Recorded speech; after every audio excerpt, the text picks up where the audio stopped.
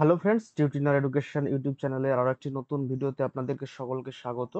আহ, যে ডাব্লিউবিএসসির এসএলএসটি এক্সামের জন্য যে ফর্ম ফিল আপ শুরু হয়েছিল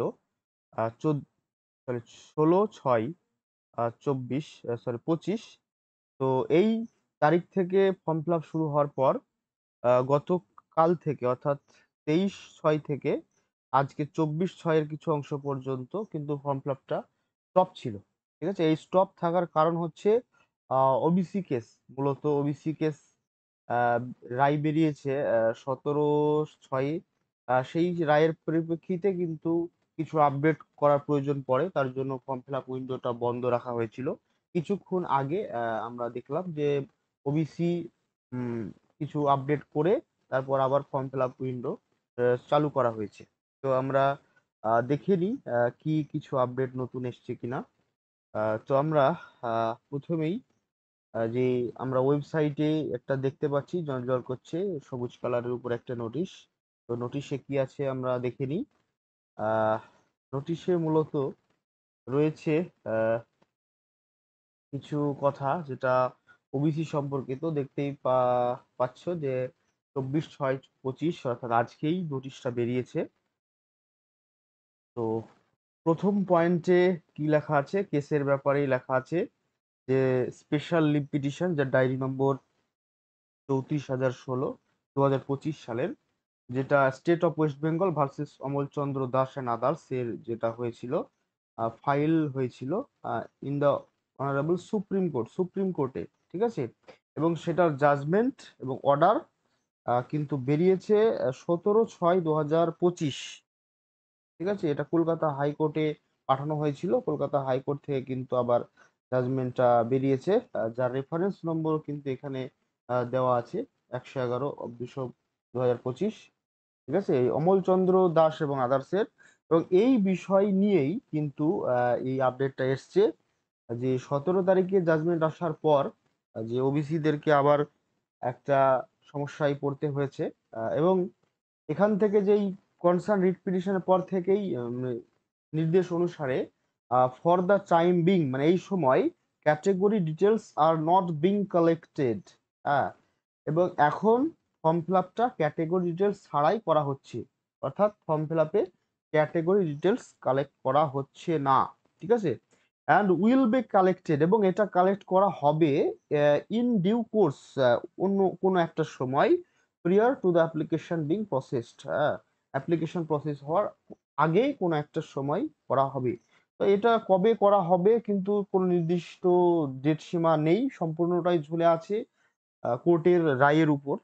তো আমরা আশা করি এটা অবশ্যই ফর্ম ফিল আপ হয়ে গেলেও রেজাল্টের কিন্তু আগেই করতে হবে, কারণ রেজাল্ট প্রকাশিত হবে নিয়ম অনুযায়ী, গ্যাজেটের নিয়ম অনুযায়ী cut off, category wise cut off marks প্রকাশিত হবে, এবং সেখানে প্রত্যেক ক্যাটেগরি ওয়াইজ যে ভ্যাকান্সি তার অনুপাতে 1:1.6 রেশিওতে কিন্তু ডাকা হবে ভেরিফিকেশনের জন্য বা ইন্টারভিউয়ের জন্য। তখন সে তার আগে কিন্তু ক্যাটেগরিটা কিন্তু উল্লেখ করা বাধ্যতামূলক। ঠিক আছে, তো এই ছিল প্রথম বিষয়।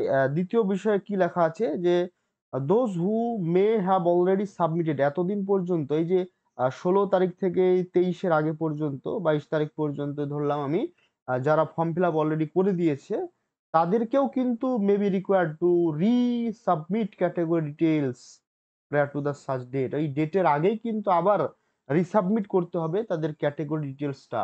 ঠিক আছে, তারপর বলা হচ্ছে যে তাদের জন্য যে অ্যাপ্লিকেশন উইল বি নোটিফাইড, এবং সবার জন্য একটা নোটিফাইড নোটিশ দিয়ে জানানো হবে এবং লিংক দেওয়া হবে। ঠিক আছে, to made available to submit or modify category details.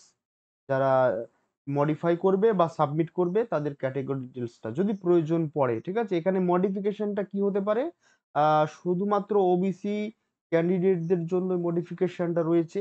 হতে পারে যে কেউ এ ক্যাটাগরি থেকে বি ক্যাটাগরিতে হয়ে গেছে, বা কেউ বি ক্যাটাগরি থেকে এ ক্যাটাগরিতে হয়েছে, তাদের এই মডিফিকেশনটা হতে পারে।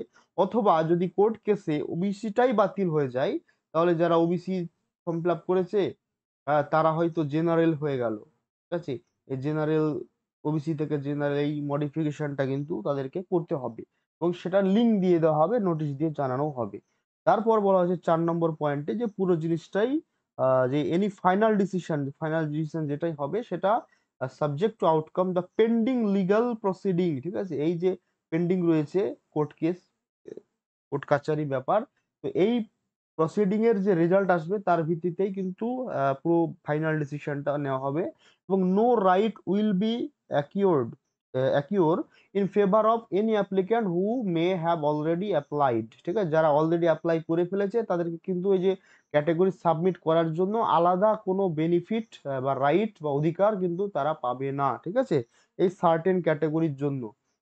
তো এটাই ছিল এই ক্যাটেগরির নোটিশ। এবং আরেকটা বিষয় যেটা থেকে যায়, যেহেতু ক্যাটেগরি ওয়াইজ এক্সামের ফিটা নির্ধারিত ছিল, তাহলে এই ব্যাপারে কি হবে? তো আসলে এটা দুটো ক্যাটেগরি সিলেকশনের জায়গায় ফিস সিলেকশনের একটা অপশন থেকে গেছে। তো সেটা আমরা ওয়েবসাইট থেকে দেখে নিই যে এখানে অ্যাপ্লাই নাও গেলে আমরা দেখতে পাবো, আমরা যদি রেজিস্টার হেয়ার করি, রেজিস্টার হেয়ারে এই যে নোটিশ ঝুলিয়ে দেওয়া হয়েছে, এটাই আমরা কিছুক্ষণ আগে পড়ে শোনালাম।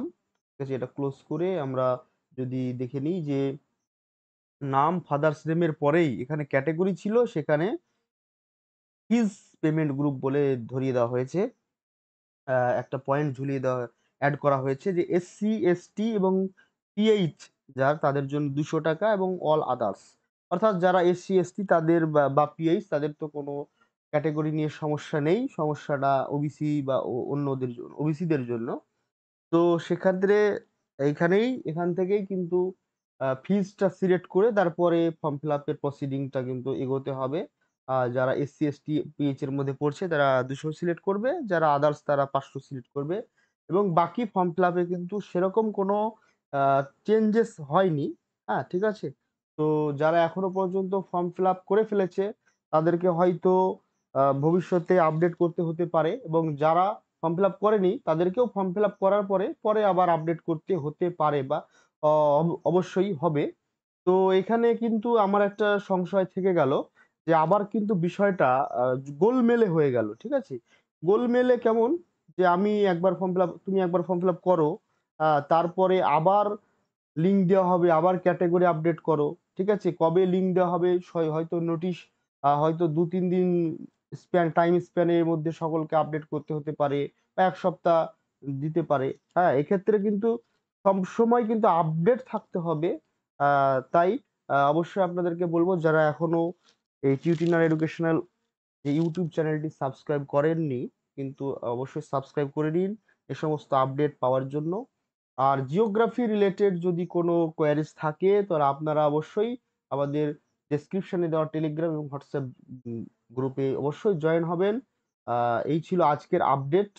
যারা ফর্ম ফিল আপ করেননি, আমি বলবো অন্তত 2-1টা দিন অপেক্ষা করুন, আরো কিছু আপডেট আসতে পারে।